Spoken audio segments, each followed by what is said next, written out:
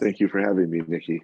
Somebody's talking about the world, the strange world we live in right now, where on your, like, 1 second you're looking at the horror taking place in Ukraine, and then you're watching the TikTok videos from your children, singing karaoke songs, and then it's like this strange juxtaposition of realities that we're living. Like there's horror and there's wonder, and my daughter broke up with her lover of 2 years in college, and her world was falling apart. She doesn't even know, it's like everybody's in their own little sphere. Um, it's just interesting the world we live in now, where there can be this compartmentalization of all these different aspects of humanity all taking place simultaneously. I always wondered what an alien species would think of us. Because on the one hand, we're sitting here and poisoning the planet and the rivers and the air, and then we're inventing vaccines in 9 months, and we're sending, telescopes that can look back in time billions of years. It's just it's almost like I always thought it'd be interesting to do a book where on the one side of the page you show the best of humanity, on the other side you show the worst. It's like the devil on one shoulder and the angel on the other. We're such a bizarre species. I mean, the other thing that amazes me is the fact that on the one hand, we're advancing so quickly as a species, and yet we're still, that the animal nature, this viciousness that seems to pop up and emerge periodically, almost like a fever that seems to sweep over the species, that we are still capable of murdering each other in the middle of all the wonders that we can create. It's actually, sorry, I'm blathering on here, but just seeing you on the train with the window going by, and then seeing Nikki's, from Nikki's phone, of the tanks of the military weapons, or vehicles heading to the border, and then Nikki saving women and children. It is really extraordinary when you think of all the things. We did a project a couple of years ago called The Human Face of Big Data, and one of the statistics from that was that we are exposed to as much information today in one day as our ancestors from the 15th century were exposed to in their entire lifetime. I mean, it's really mind-boggling when you think of the amount of things that we're processing. I don't know if that we're better for it, but just the fact that we're exposed to all this information and somehow able to not drown. I mean, some of us are drowning, but just when we were all growing up, remember your parents used to say we're only using 10% of our brains, and maybe we're using 15% now, at 12%. I don't know. I started out as a photographer when I was in college and high school, because I was really shy, and camera was a great way to talk to girls when you're a teenager. And it's all I ever wanted to do is be a photographer. When I didn't actually even know what that meant at the beginning, I just knew that it was a passport to talk to people and see the world. And I never studied photography. It was a hobby. And I always thought every time I got an assignment from a magazine, it was so exciting. Like, oh my God, Time Magazine gave me an assignment. And then I would go from that to abject terror, realizing I was an imposter. I never studied photography. I had no idea what I was doing. And so I would go literally from elation to terror. And it was the terror that actually was like the fuel. I was, I'm an adrenaline junkie. So when I'm frightened, I'm actually much better. I learn much faster. I didn't realize that actually most of the photographers that I met as over time, all of us were basically self-taught. Very few of them ever went to photography school. It was just like a tool that may let you inject yourself into other people's lives in interesting ways and hopefully give them something back. Let me see if I can share my screen. All right. So are you guys seeing that? That was a picture of me when I was in my 20s. And these are the first cover stories I shot for Time. And as I said, I was not in any way qualified for getting any of these assignments. And I would just suddenly be thrust out into the middle of a situation I knew nothing at all about. And I would team up with the writer and then try to figure out what the story was about. Well, I love working with writers because, some of the writers treated you like you were there to help them, but the best writers are the ones you work, side by side with, so that you would go out and take pictures during the day and say, oh, Jim, you should photograph this person. You should interview this person who I met at this market yesterday. And he would say, oh, I interviewed this deputy prime minister, and could you go get some pictures? And so we would sometimes be together and sometimes work separately.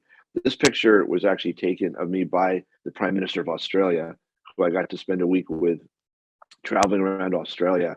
And he actually ended up inviting me to come to Australia as a guest of the government, which is really exciting because I'd never been to Australia before, and it started my love affair with Australia. Um, One of the first assignments I got when I got to Australia was to do this cover story on Aborigines, and I had been told that there was a social worker in town that I could work with who would take me into the Aboriginal camps to photograph.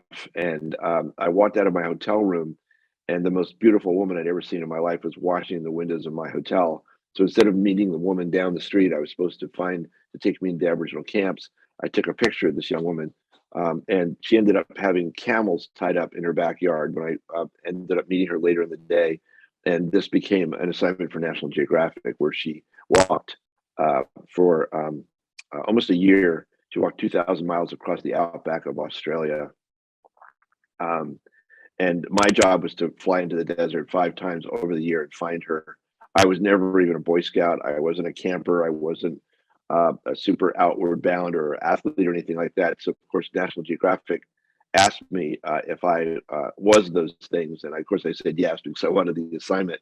But I was actually in much more danger of dying out there than she was because she'd spent 2 years getting ready for her trip. When the story came out, it was one of the most popular stories in the history of National Geographic. You know, sort of beautiful woman alone in the desert with her animals. It really caught the world by attention. I think 100 magazines around the world put her on the cover. It was thrilling for me because I was 28 years old, and suddenly I had one of the most, talked about stories in media at the time. And then about 5 years ago, the fellow, have all of you seen The King's Speech, that wonderful movie from a couple years ago? So the people behind The King's Speech actually made a feature film based on her story, which is pretty remarkable. Um, that was the real Robin Davidson on the left, and this is the actress that played her in the movie. And on the movie set, I took both of these pictures.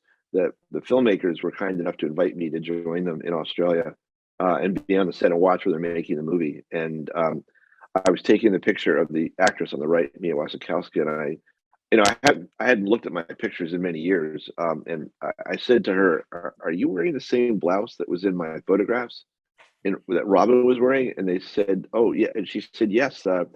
The seamstress, they looked through all your photographs and they actually manufactured the clothes. And I said, why? Like, who would care? I mean, it was amazing to me the level of detail and obsessiveness that the filmmakers had when they made this film. And I understand that James Cameron, who did Titanic, actually had the measurements of what the banisters were on the Titanic. And actually, when they built the sets, he was obsessive about making sure they were the same dimensions and they had the same carvings on them, as if anybody would ever notice or care. It's one of the things I love about people, and certain people. That obsessiveness is really fascinating to me amongst some creative people. Um, so that's Robin and me on the left, and that's Adam Driver, the actor who plays Kylo Ren in Star Wars, who they chose to play me in the movie. And he was also very. They were very un-Hollywoody. They were really down to earth. When Adam was on the set and they were doing something, he was holding the microphones and helping the grips move things around, which apparently is very unusual in the movie world, that an actor actually gets their hands dirty and just as part of the team. I started a company. I fell in love with Australia and I wanted to stay there. So I had this idea of inviting my heroes, people that I'd grown up admiring as a young photographer, and basically doing a project would be like the Olympics of photography, where you invite I wanted to invite photographers from 30 countries who I admired and bring them all to Australia and spread them out all over the country and say, on your mark, get set, go. You got 24 hours on one day.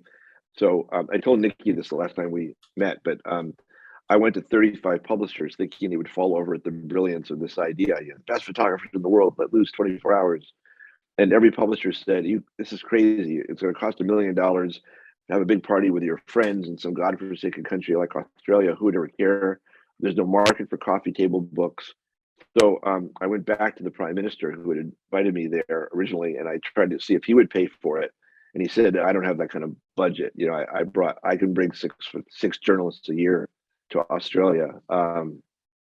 Anyway, long story short is he gave me a great idea, which is he said, I'm going to set up meetings for you with the CEOs of Qantas, the head of Kodak Australia, the head of Hertz, and Hyatt hotels. And I said, why would I want to meet some business people? And he said, Rick, you're going to ask them for film and hotel rooms and cars. And I said, they're just going to give me this stuff for free. And he said, yeah, because you're going to put their logo on the front page of your book. And I said, I'm a journalist. I can't do that. And he said, no, Rick, you're not selling out. You're saying the following book is made possible through the generosity of the following company. So to my astonishment, I guess it helps that the Prime Minister of Australia is setting up a meeting for you. So we did a whole series of books called Day in the Life. As I said, when we started these things, people told us there's no market for coffee table books. We ended up selling 3 million copies of these books in a market where 5,000 was the bestseller. So it sort of broke every record in publishing history. And again, I backed into this just the way I had no training as a photographer. I had no training as a book publisher, and I had no idea what I was doing. I actually hired a designer for the first book for Australia, and we were literally about to go on press, and I looked at it and I said, I hate the design. And so we literally redesigned the entire book on press, fired the designer and redid it, which is something no one ever does. My father worked for a drug company when I was growing up, a pharmaceutical company, and he suggested we take that same idea of 100 photographers, instead of looking at a country on a day, which was interesting, but in a way kind of superficial. And he said, why don't you do a deep dive? Why don't you have the same concept of 100 photographers, but instead of a country on a day, what if you look at how the human race is learning to heal itself? The book on the right there called The Power to Heal. That was the first book we did that wasn't just a generic look at a country. All the books did incredibly well. They all became the #1 book in every country in the world where we did these things. But this was trying a new idea, which is doing a really deep dive on a topic like medicine. And the book was also a huge success. 1 out of every 3 doctors in America was given a copy of it. It was an exhibit that traveled for 7 years. It was the cover of Newsweek. And so we started doing, on the far right, you see we did the so what do you call it, the global water crisis. On the far left, we did the impact of the microprocessor in one day. Next to that, we did 24 hours in cyberspace, which was a look at the internet, the first year of the internet in 1996. That was still the first time the internet was really starting to impact people's lives and civilization. And then in the middle, I went back to Robin's camel trip and did a coffee table book of many of the pictures that were never published or seen before. But we actually created an interactive CD, which won every award in the world in the then beginning world of multimedia. And Apple liked it so much that they actually they bundled it with every Macintosh that year came with the Mac. Sounds like I've got a very young person in the audience there. I hope I'm not keeping them awake. I thought, because the concept had been turned down by every publisher in the world, that that the media would not find this interesting. A bunch of photographers taking pictures. Why would that be of interest to anybody? But it turns out the media loves doing stories about the media. So basically every project we did ended up on the cover of Time or Newsweek or Fortune or Epica or OG or Stern or Paris Match or the London Sunday Times. So again, I backed into all these things. If I had a regular publisher that had agreed to publish the book, I would have gotten some little tiny, $1.50 a book for a $50 book, which is what you get for an illustrated book. And because we had these sponsors, the sponsors started running television ads and full page ads in newspapers, because they wanted to say, we're just like the Olympics, we're the official film, we're the official airline, we're the official car or hotel of Rick's books. And so they would literally run $1 million worth of advertising. And so the whole thing was, you can imagine all the publishers that had turned us down, watching this kid and his friends, doing these books that everybody said there was no market for, and actually created the market for these things.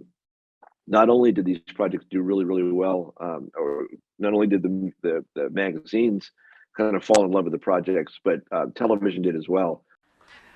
I found my next favorite thing one day when I was just going through the bookstore. One of my favorite things to do is to go to the bookstore. Y'all heard? Okay. So I found this book. It is a great gift. It's called America 24/7. It is from New York Times, #1 best-selling authors, Rick Smolan and David Elliott Cohen. What they did was 24 hours, 7 days, extraordinary images of 1 week in America. So you get to see the faces of all of us that look like your own and what people do and how they live their lives. I just thought, what a wonderful book. Okay, it's by DK Publishing. It's a wonderful book, a wonderful coffee table book. But that's not the best part. It features beautiful photographs of Americans at work and play, and it is a work of art from the original creators of the Day in the Life book series. Many of you know what that is. It's $50, and I love this. Now, this is what's great about it. You just send in your favorite snapshot, and they'll put it on the cover.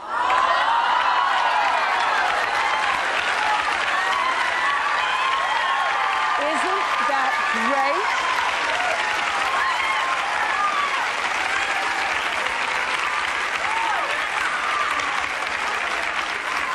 So, y'all know that's Sophie and that's Solomon. Photographer Rick Smolan and writer-editor David Elliott Cohen are best known for their series of photography books called A Day in the Life. Well, their days got longer with their latest venture, America 24/7, a collection of digital photographs taken around the country over the course of 1 week.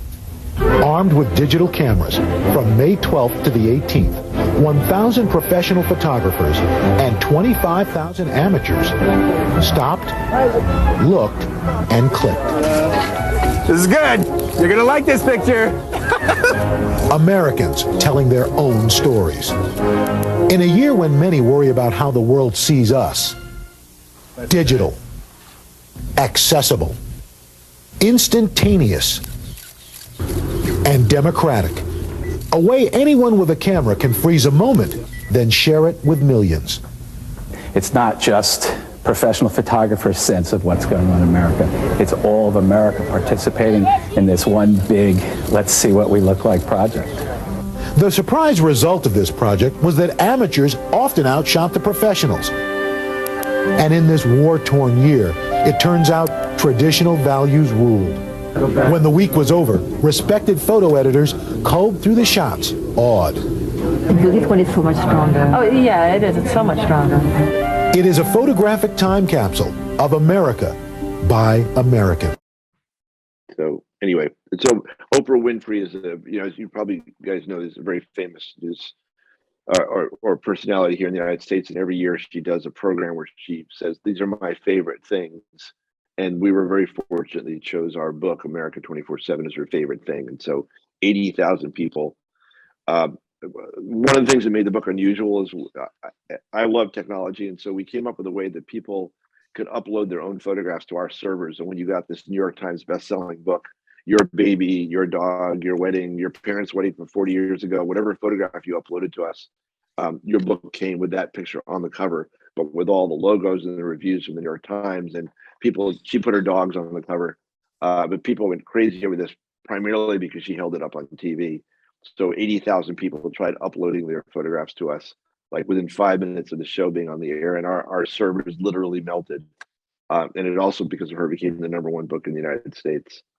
Again, I'm not going to play it because the sound doesn't work, but these are all companies that have come on board and generously helped us make these projects possible. For the 10th anniversary of Apple, Steve Jobs invited us to do a project where on one day we looked all over the world of the impact of the Macintosh computer. This is the early days of Apple. Likewise, Intel came to us and we did a project. Was there an ad? It was an annual report. It was an honest look at the impact of the microprocessor and how these little chips that didn't even exist, 50 years ago, suddenly were powering all of society all over the world. I remember at one point, Andy Grove, who's then the CEO of Intel, said, how many times a day do you think your life is impacted by a microprocessor? And I said, I don't know, 1 or 2 when I turn on my car or when I go to the bank. And he said, the average person now in a Western city is impacted 100 times a day by microprocessors. And if they all stopped working, your car wouldn't start, you couldn't get money at the bank, planes wouldn't fly. Basically everything that we think of as our lives would stop working. In fact, one of the threats I heard last week that they were worried about was Putin setting off a nuclear bomb, not on the ground, but above Kiev. and basically frying all the microprocessors with a pulse, an EMP pulse that could have actually again paralyzed the entire country and perhaps every weapon as well. I don't know. This is the project that Oprah Winfrey is holding up. But in addition, we sent 1,000 photographers. So this tells you how crazy I am. We went from doing 100 photographers years ago in Australia when we kind of relaunched the series. It was called the 24/7 series. We actually hired 1,000 photographers and sent 20 to every state. And then because of the year that we did this project, which I think was 2005 or something, it was the first time that digital cameras were outselling film cameras. So we actually opened it up to the public. We said, in addition to the 1,000 professional photographers, as if that wasn't crazy enough, we opened it up to anybody who wanted to take pictures, and we gave people assignments. And so 25,000 people sent us photographs, and then we ended up, personalizing many of the copies of those books. Again, I don't know if tell me if you can see. Are you seeing the animation on here, Nikki? Is the book spinning? Yes, it's spinning.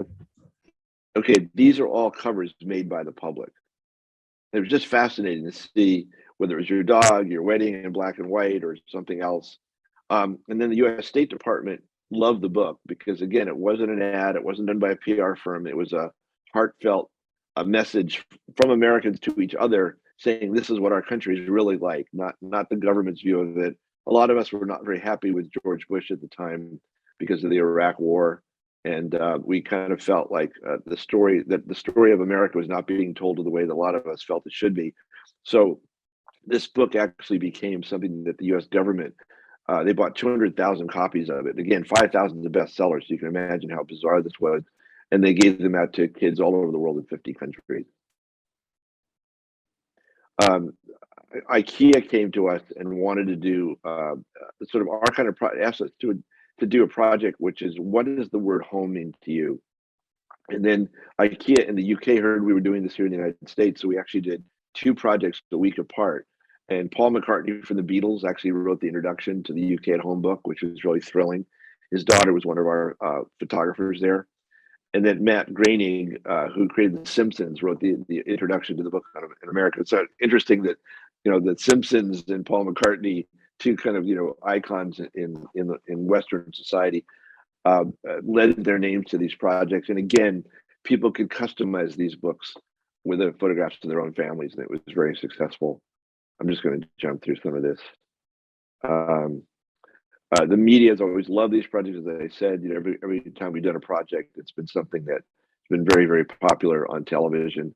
And it's probably because even though sometimes our projects are about technology, they're really about humanity. It's really about how, I always thought, in the early days of the internet, when internet dating first came about, people were kind of like, not offended, but like, this is so, creepy that people are meeting each other online. And like, why aren't you a man and going to a bar and meeting somebody the way, people are supposed to meet each other? And I think I heard the other day that something like 70% of all couples now are meeting online. But I was thinking back to the early days of the telephone, and like the first time that a guy asked a girl out on a date or vice versa, people thought like, this is so creepy, using this device instead of walking up to somebody. And it's inevitably, human beings are human beings, and all this technology does is somehow accelerate who we are and what we do, sometimes for the better, sometimes for the worse. But that's what interests me as a journalist, is looking at each of these technologies through a filter of how it impacts life for our parents, for our kids, and for ourselves, and the good and the bad parts of it. These books are not advertisements for any of this technology. We always deal with the downside of it. I'm pretty much a glass half full person, so I like to think technology is an enabler. But obviously, what we've seen with social media and the ability to distort and to create filter bubbles, there's obviously a lot of dangerous things that are also a component of it. I remember how optimistic we all were about the internet in the early days, and I'm still pretty optimistic about it. The fact that I can find someone or learn about something within seconds instead of going to the library is wonderful. But obviously, the ability to also spread lies and to use technology to distort people's understanding or to set people against each other is pretty upsetting too. So I think the jury's still out When we launched the UK book, UK at Home book, 220 journalists showed up at this thing. As I keep saying, every time these things happen, I kind of pinch myself and think this must be an hallucination. Like this can't really be happening. And then a project we did, which I really thought was really interesting, is the impact of big data. How does the world we live in now, where every single one of us is walking around like a human sensor on the planet? All of us are carrying these devices in our pockets. If 15 years ago someone had said to you, could I put a little device on you that would tell me how much money you spent today, what you bought, what you've read, who you talked to, what your political or sexual persuasions are, and would let me track where you are every minute of the day, would you mind wearing this little device? And of course you'd say, no way on hell would I ever let you track me and do all that. And now people sleep in front of the Apple store for 2 days for the privilege of paying $1,000 for this device that does all those things. It's just really interesting how we've literally all become human sensors. It's almost like the planet's developing a nervous system, and all of us are increasingly being connected in better and worse ways. One of the things that's really fun about this book is we actually delivered 10,000 copies of the book simultaneously all over the world to key influencers in 50 countries. Jeff Bezos personally helped us deliver the books. Amazon did all the packaging and FedEx donated all the shipping. The hardest part was to actually figure out who the 10,000 most influential people on the planet were. We sent them to heads of media companies, Fortune 500 CEOs, Olympic athletes, we try to get this across a very broad range of people, because one of my concerns, even when we did this book, 7 years ago, was that our data is like a new asset class, and none of us are paying attention to who is profiting and benefiting from collecting all this information about us and selling us things. I mean, now we're a lot more aware of it. But at the time we did this book, it was kind of a new thought for a lot of people. We also did a 1-hour TV special.